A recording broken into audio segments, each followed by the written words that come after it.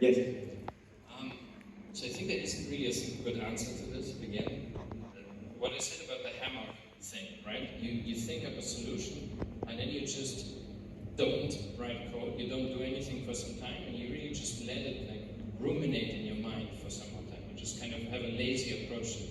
I do this for almost all large projects. So there's like an initial design phase I go through, and we make some kind of design, and then I sit and do nothing related to this project, sometimes literally for weeks, but it kind of like stays in my mind. But sometimes I'm like, actually, this one thing we designed there is really stupid. There's like a much simpler way to do it, but we don't need this actually. But it's hard to do this by following some kind of algorithm, I think.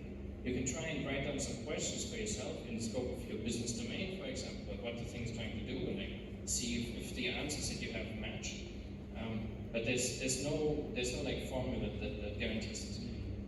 If I were to give one piece of advice, it's try to make sure that you know what you don't know when you're dealing with one of these problems. So like think about the business domain, for example, and the human brain has a tendency to like shy away from stuff that you don't understand internally, especially when you're like in meetings with people, like writing down the design. Try to focus in on those. If there's like something that feels to you like maybe there's something here that I don't understand, make sure you understand it. Like really dive into those kinds of points. Ask people that are experts on that, for example, and just make sure that your brain has all of the information needed to really figure this out.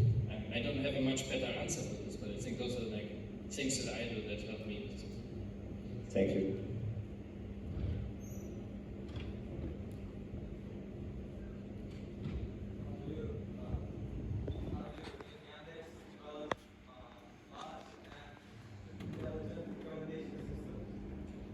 Recommendation system. So I personally don't work on the recommendation systems. I've worked on infrastructure for recommendation systems and ads. And as far as I know, we have a bunch of ML related talks. Maybe at this series of events, I think Masha can probably say more about that. You'll get a microphone soon enough to talk about that. And I think those talks might be a sort of better place to ask about it. I think the most important thing, probably from our perspective, is data collection, making sure that you have high quality data that kind of represents the stuff that you want to do. For example, our music team, Yandex Music, it's sort of the equivalent to Spotify, they published a giant data set with information about likes, about like tracks that are in the same playlists and so on. It's kind of like anonymized raw data from our services. And this data set is really good for like training music recommendation systems. But if your input data is bad, then it's not going to help you. Like if you have a bunch of, if you collect input data from music recommendation from a group of students who really like death metal, and then you collect all of the data, it's probably not going to be very good at recommending electronic music, for example. So this is one of the key components, I think. Yeah, and stay tuned for the other talks about this stuff.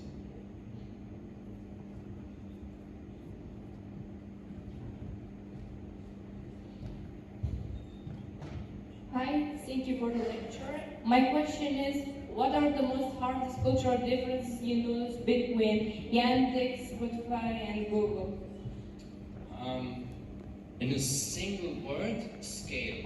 So the companies operate at different scale. So when I worked at Spotify, it was barely out of the startup phase. I think we were like 300 people. When I left, it was 3,000 or so like 10x growth in terms of employees. And it had like single-digit millions of users, maybe dozens of millions at that point. I don't really remember. Google is the biggest thing that I've worked at. Obviously, the scale at Google is immense. You have billions of users. You have like 10 products that have over 1 billion users. You are global, operating across all time zones. Your teams are like geographically distributed, and this has various impacts. Like everything moves a little bit slower. Like if you want to speak to the other half of your team, for example, there might be 11 time zones behind you, and you have to wait until the next day before they reply to your message in the chat, right? So it's kind of, everything kind of slows down at that scale. But you also spend more time thinking through the impacts of some of the stuff, because you have to, otherwise things won't work. There's an example of this, which actually surprised me a bit when I worked there. I made a small code change, very small change in a system called Colossus.